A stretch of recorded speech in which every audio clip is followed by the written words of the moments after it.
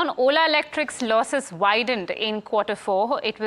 It has doubled to 870 crore rupees compared with 416 crore a year ago. Revenue from operations also slumped by 62% to 611 crore rupees. My colleague Tushar now joins us with more details on the same. Ola Electric is in trouble, and that's very evident from its latest quarterly results. In the numbers that were declared today, in the fourth quarter of FY25, EBITDA loss doubled, overall loss doubled, as well as revenue declined by about 62%. Now, all of that, those bad numbers have actually forced Ola Electric to delay its timelines going ahead. So the company has now delayed its timeline for an EBITDA break-even to sometime in FY26 from Q1 FY26 as claimed earlier. The cell rollout, the rollout of in-house developed cells has also been delayed further into FY26 from Q1 FY26 earlier.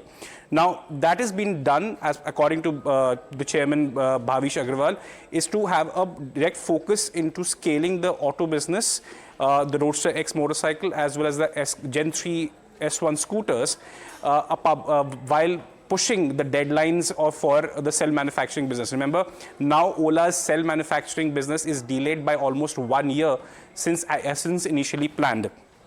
But the company now expects to achieve a better break-even at 25,000 units per month as against 50,000 units per month due to cost efficiencies that are kicking in. Apart from that, the company has guided for the first quarter of the year. That is, the company expects to clock 850 crores in revenue in Q1 FY26. It aims to sell 65,000 units during this quarter and achieve a gross margin of 28 to 30% in Q1, up as compared to about 19.2% in Q4 FY25. Apart from that, Mr. Agrawal actually pointed out that the regulatory issues that cropped up in the month of February and all of Q4 have now been resolved. The trade certificates are being acquired by all the 4,000 stores that Ola Electric operates in the country. The February sales mismatch issues have also been resolved with the central ministries in New Delhi. Of the 25,000 units that were ordered in February, about 3,000 were cancelled. About 2,500 are yet to be delivered, but the rest have been registered. It's according to Bhavish Agrawal, it was a quarter of consolidation as well as a quarter of learnings for the company as a listed company. Here's what he had to say about what he learned from this quarter and what it means for the time going ahead. Q4 had a bunch of these issues around regulatory things. Now, those are now behind us. The network expansion, we had to have trade certificates in some areas.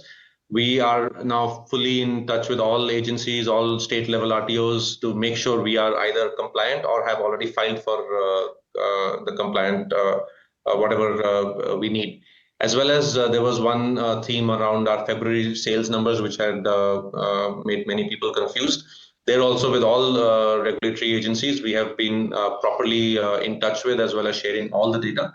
So from our side, we are very fully engaged, as well as given whatever requests have come.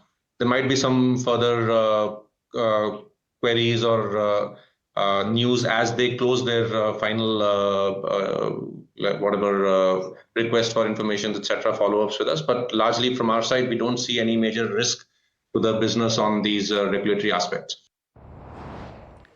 Well, that was Ola Electric, but